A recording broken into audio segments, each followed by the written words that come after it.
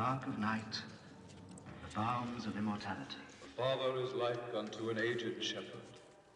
His right hand holds the shepherd's crook that gathers in the dust of the stars. His left hand fondles a wild ram walking with him. He is the God of the first day. It is he who is called Ammon.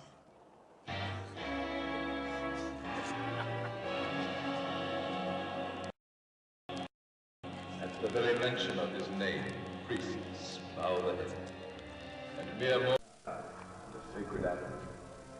The Pharaoh, aboard his barge of glory, could moor him, welcomed on the holy quayside in the shade of the sycamores by the pontiff and his numberless retinue of priests with their feather fans.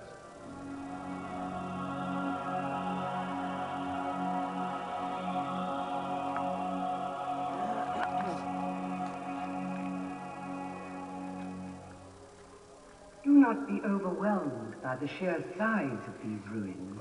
The citadel that arose here was not designed on the scale of men, but on the grand scale of God, from whom all things flowed.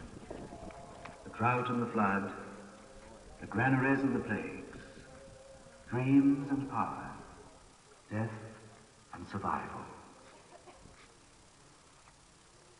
And if one of you this evening were to voice the question that you are whispering in your hearts, who art thou, Ammon? The answer would seep from these walls, these lintels, these pedestals, these sacred chambers, these piled ruins. For the answer is written everywhere in 1,000 different hieroglyphics.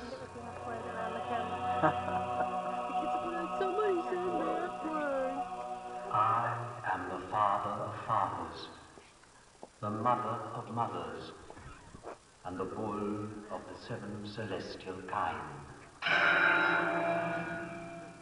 I open my mouth to speak in the midst of silence. I cause to be that men should have a path on which to tread. I open the eyes of all that they might see. My right eye is the day. My left eye is the night. And the waters of the Nile spurt from my sandals.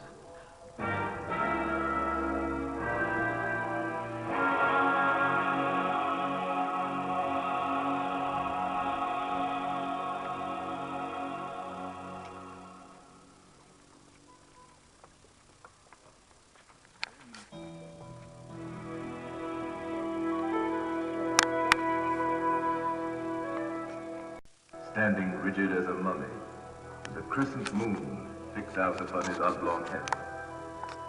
They made up the Karnak triad, the Holy Family, for whom, and for 2,000 years, ceaselessly, complex fortifications were built by the hands of men.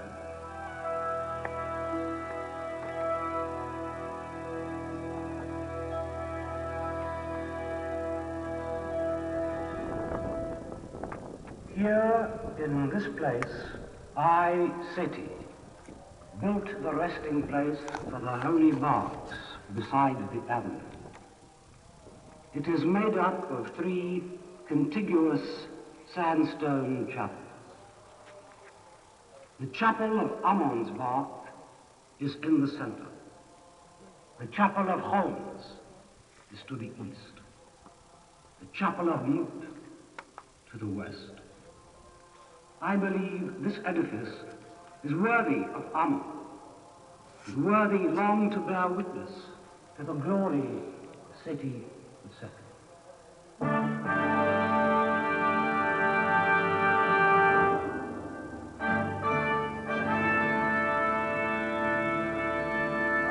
Ramesses III, conceived that more than one resting place was needed for the sacred barks of the Holy Family. So, midway between the sanctuary and the river, I brought into being this edifice, veritable temple with pylons guarded by colossi, peristyle courtyard, pillared hall, and sanctuary.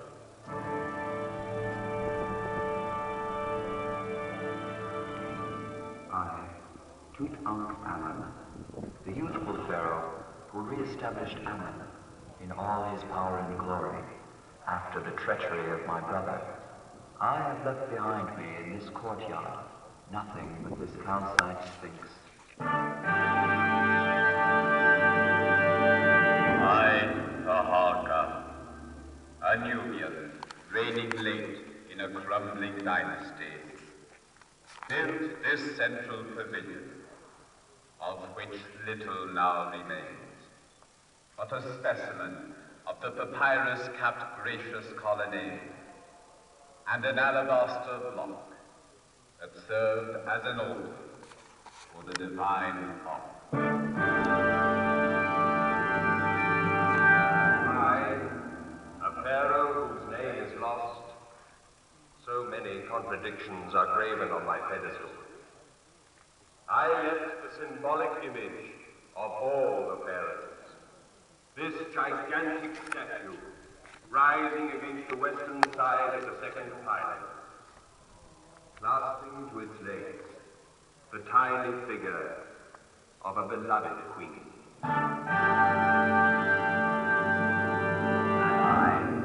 Ramesses II, the grand elder of the Ramessid dynasty, the flame of the 19th dynasty. I claim the honor, more than 3,000 years ago, of having completed this second pylon you are about to pass. At its foot, I placed the stela telling of the victory of Kamoses over the Hyksos from the east. Two of my images watch over the gate of the sanctuary. Only the southern statue has remained intact, but it is enough to keep alive the memory of my august reign. For 67 years, I wore the double crown of Upper and Lower Egypt. 3 royal queens shared my bed. The third was the daughter of the Hittite king, the most powerful monarch of Israel. You may measure the vastness of my empire, but to judge the span of my life, know that after her I married 4 of my own daughters, and that the number of my children was 92 boys and 106 girls.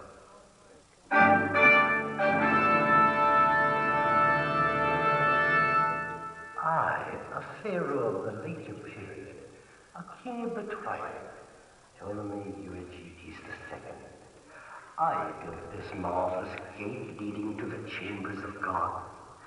The palace is of genuine cedar of the Lebanon, lined with Asian copper. May they open to you this evening and give you access to the most secret, most impressive part of the Karnak labyrinth.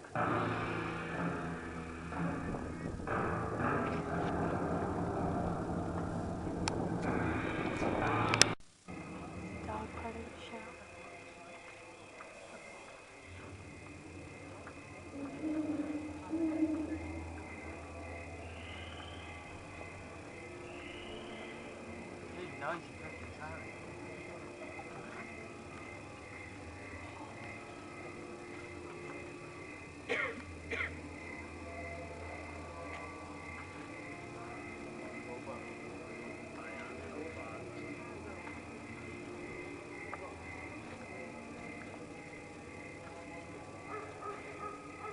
Lofty and mysterious as a petrified oasis, this is the dwelling of Amun. These are the mighty stone organ pipes of Karnak.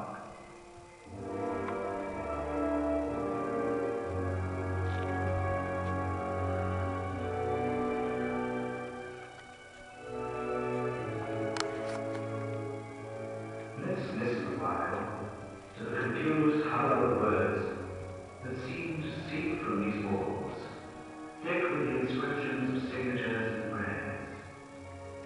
Let's breathe in this forest of symbols.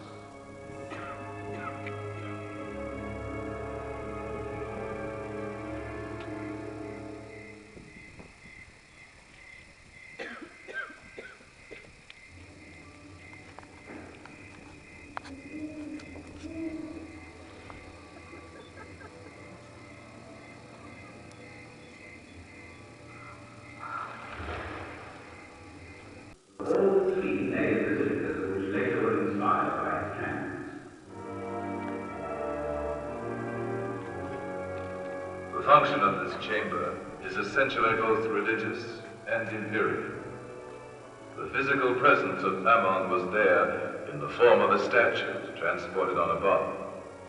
And Pharaoh came here to regenerate his soul, since he reigned over Upper and Lower Egypt, in other words, over the universe, in his quality as son of Ammon.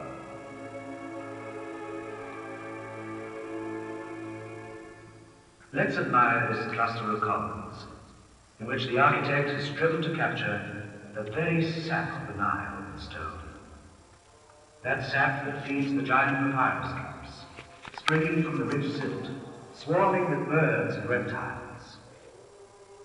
The Nile, so like the Egyptian language, with its poetic vitality flowering even beyond the boundaries of death.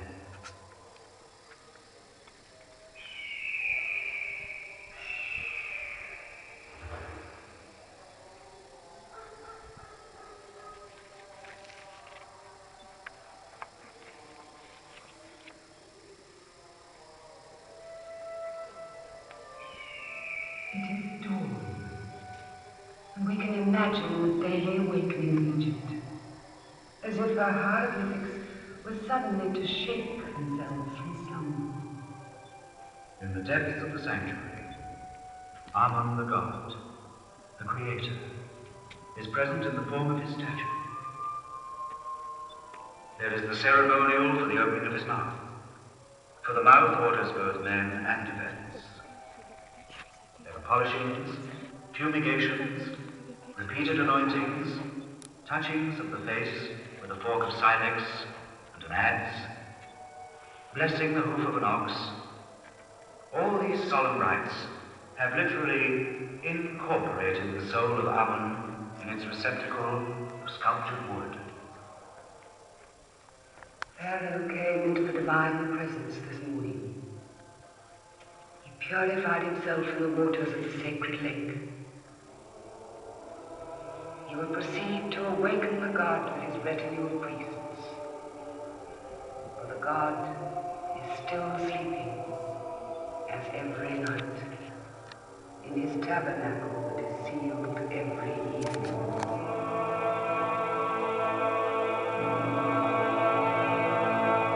Awake, Karnak, queen of the dwellings of the gods and goddesses that inhabit her. Awake, gods and goddesses, to the beauty of this new day. Awake in peace, Ammon, lord of Karnak.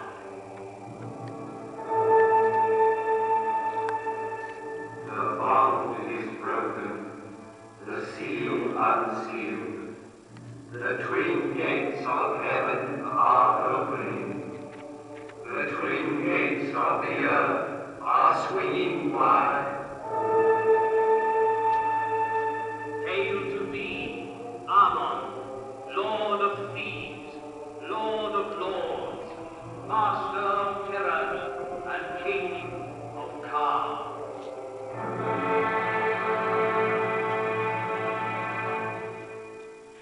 The Pharaoh's invitations are done.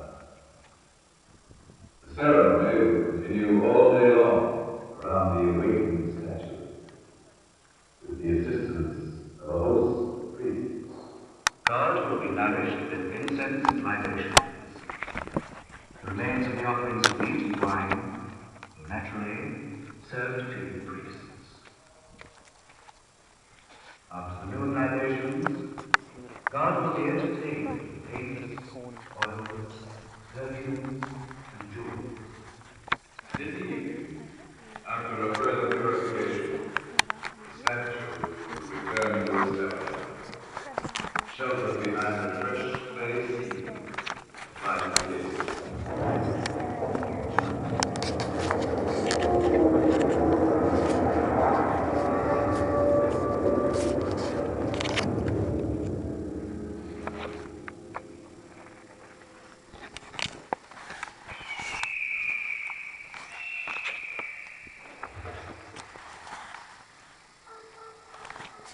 Now, God is resting. We must leave the sanctuary. The sun has vanished behind the Theban mountains. Ammon has vanished into the night with the sun.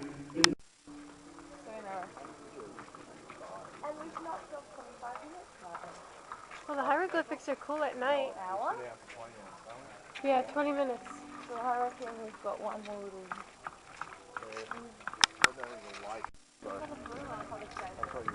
That scarab, you walk around it 7 times and make a wish each time.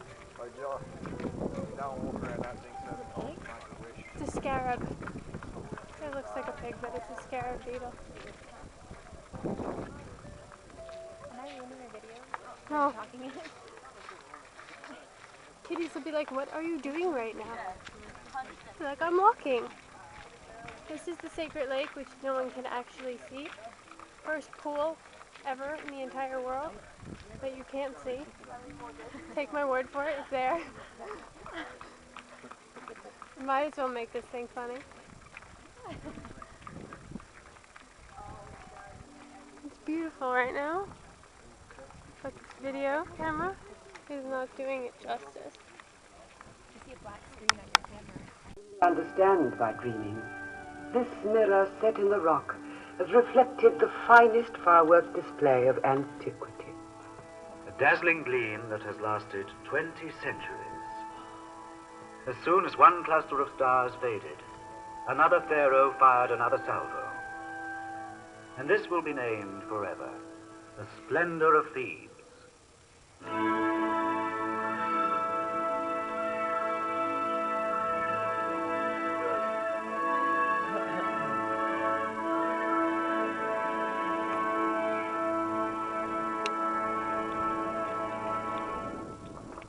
It has been said that Thebes was the first city, the city of cities. Homer named it the city of 100 gates. For 100 trumpets sounded its fame.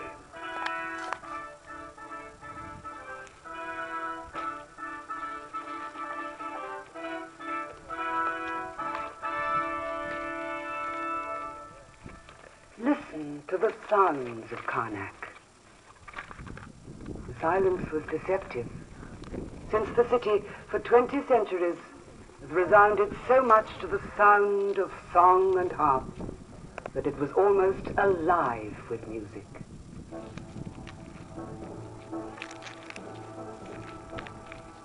Naturally, there are the baser tasks of the city, the crowded farmyards, the laden trellises, the papyrus presses, and the nobler tasks, the working of gold and silver, the polishing of the columns, the fashioning of the sandstone blocks.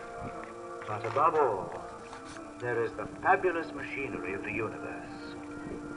For God is in charge and is responsible for the functioning of the world. That's pretty. Upon the terraces, priests and astronomers observe the movement of the stars, are responsible for eclipses of the moon and the rising of the sun.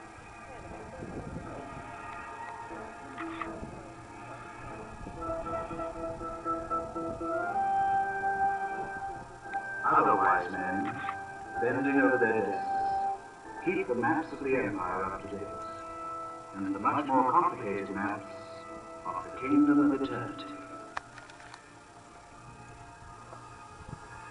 Watching over the furnaces, others supervise the mysterious metallurgical union of silver and gold into electrum, whose shining plaques would clothe the obelisks.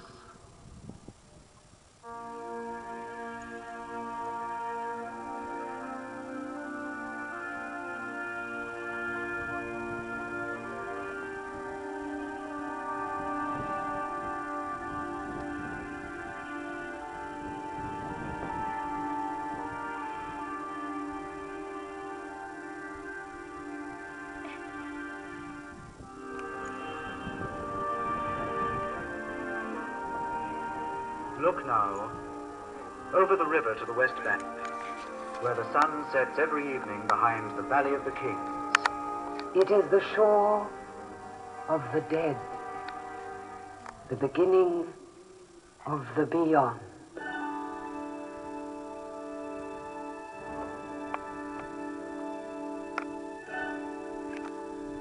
If some lights are still shining in the necropolis, it means that the embalmers are late at their work. Their patron is Anubis, a somber god who prowls like a black dog around the cemeteries. Their god is Osiris, who knows all the secrets of the resurrection, and watches 70 nights over the mummification workshops and the endless swaths of rapids. We are at the turning point of the 18th and 19th dynasties, more than 3,000 years ago. Before it, every Tutmosis and Amenophis. After it, every Seti and Ramesses. Now, we are at the moment of unbelievable sacrilege and revolution.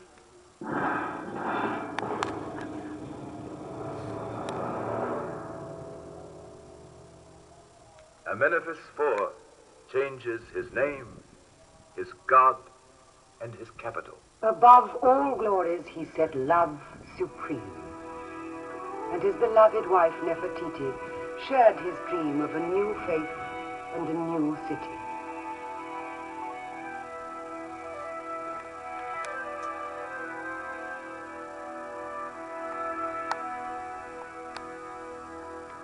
Ammon no longer existed.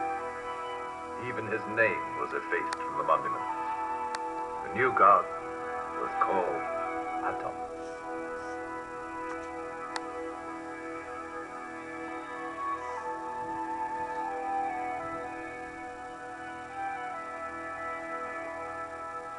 The heretical pharaoh took the name of Akhenaton, devoting himself to his new worship, his poems, his prophecies, his new city of El Amarna. And Karnak seemed to be relegated to the shadows.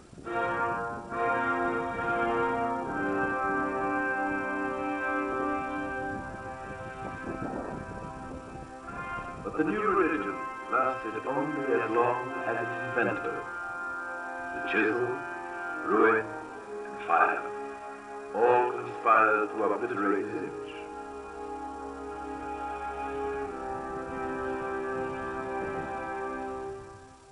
The new pharaoh was a child. This child was to restore the ancient worship. He rekindled 1,000 lamps of the abandoned temples of Karnak. He took the traditional name, and if his earthly life was short, since he died in his adolescence, his posthumous glory eclipses that of all the others, for his name is Tutankhamun.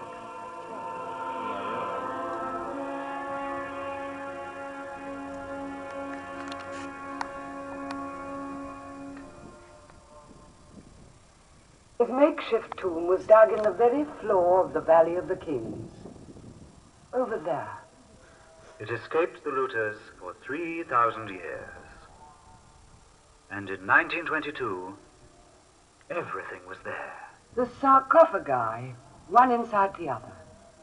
The statues, the jewels of gold, the sacred and profane furniture, the alabasters, the porcelains, that prodigious treasure that still draws the crowds, and that mask encrusted with lapis lazuli and cornelian, which stares at us from the depths of the night with the enigmatic smile of an immortal young man.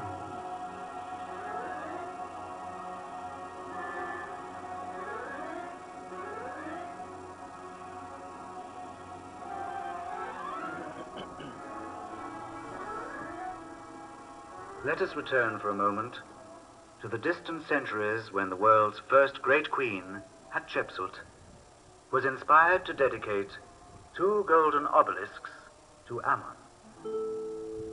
Listen.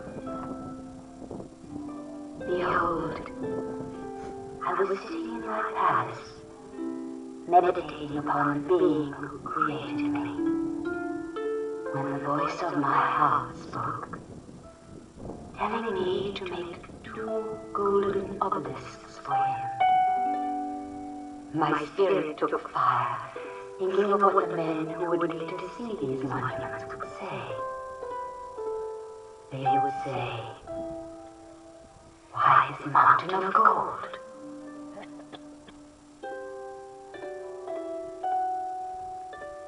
But my dream was beyond my power.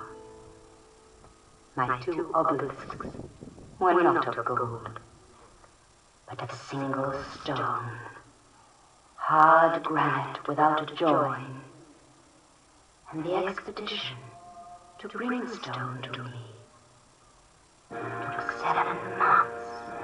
Now the 2 obelisks have been set up. I must finish their dedication. I shall add this. Thinking of future men who will not have seen the realization of my dream of gold, I wish at least that they may be able to say this, that my mouth was excellent in the words that issued from it, and that, even in granite, I never went back on my word.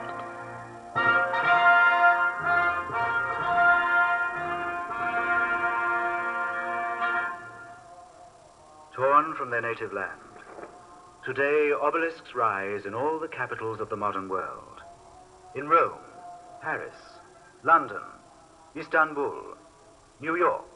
Above the vain tumult of cities, these stones stand like fingers raised for silence, preserving the tradition of ancient Egypt's meditation.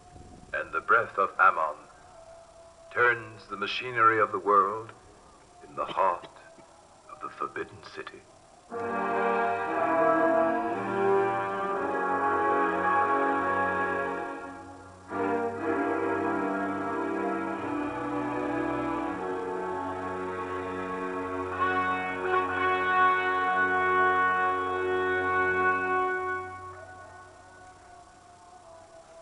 But each year, the harvest done, the grapes gathered, when the new wine rises to the head, Ammon takes a short holiday. On his barge of state, he sets forth for a honeymoon on the river. He goes to Luxor, where he honeymoons each year with the goddess Ammon. This is the beautiful festival of Opet. The joyous echoes still seem to come down to us from the depths of time.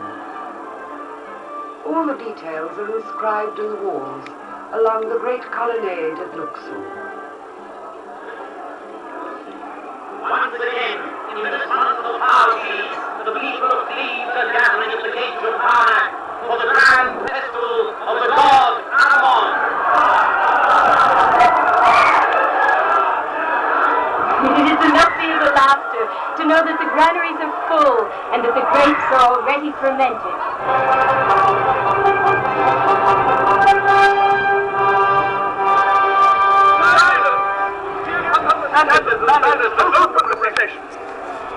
The bar quarters are moving on in from the resting point. There's the landscape and the crowd of the divine bar. The barks of the moved horns and the pharaoh hurrying in order. And you can just make out the baskets of fruit and flowers through the plumed parasols.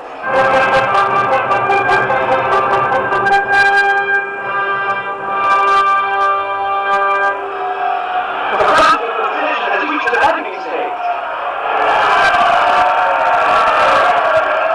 Ammon is hoisted on his vessel, and it swings to the face of the current. But the current is strong, and the bare-chested men in the towing carts grow all their work.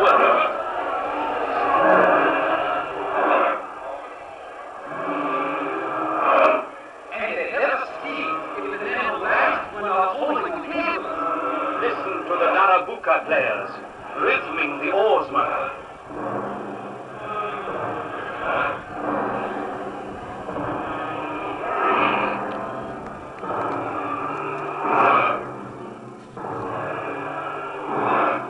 Look, this is up, you can see the divine box as dazzling as the sun.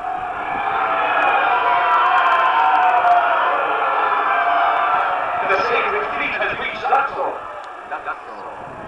And the people call the Halim of God. And how could it be better expressed? This tender mystery that will reign over Luxor for 10 days and 10 nights, so that the world may be reborn, that the cattle may multiply, and the earth be fertile. Take thy joy, O Ammon. And give us joy too during these days of feast. While we await thy return on the 11th day, and thy glorious descent of the Nile. And thy return to Karnak.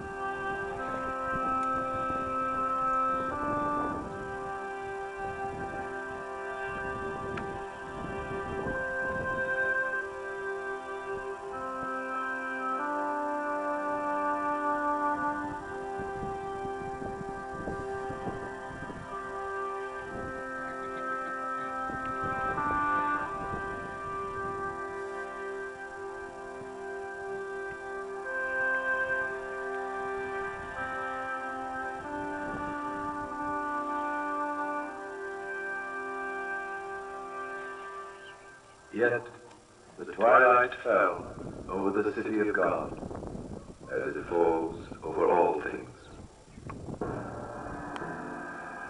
The boots of the great conquerors rang on the paving stones of antiquity. Assurbanipal the Assyrian reached the gates of Thebes and defied the ancient citadel. Alexander of Macedon wished to add the title of Pharaoh to his glories. Caesar the Roman clutched all the Mediterranean in his eager hand and opened it only to give a last caress to conquered Egypt. Like a tree that has grown too old, Ammon himself knew no return of spring.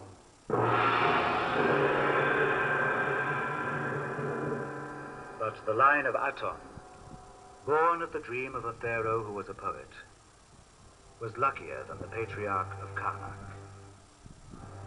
It was the one god of Akhenaton, the Our Father of the Christians and the Muslims, who raised chapels and mosques in the dust of Thebes.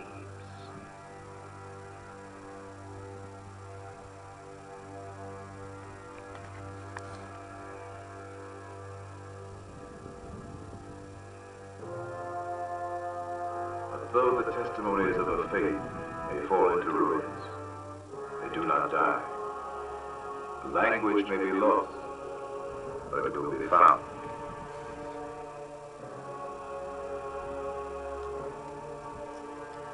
And Ammon, who reigns forever here, is not a god to be taken lightly. He is a god of the beginning, when the earth and the waters were still mingled, as were the animals and men. He is a complex god, as powerful as the creation. Ammon announced the salvation of man. He also announced the salvation of the crocodile and the scarab, everything that moves, of the flowers of the earth. He deigned to assume the guise of a ram, a falcon, a goose, or a bull. He offered equality to all the companions of the universe. And the language of the hieroglyphics is like this overwhelming faith, which, thanks to the floods of the Nile, raised these pylons, these colonnades, these obelisks. May these hieroglyphics come to life once more, to bid farewell to you, new pilgrims to our Egypt. Like a sudden flight of a myriad sacred birds, their spread wings sprinkling the droplets of the river like a benediction.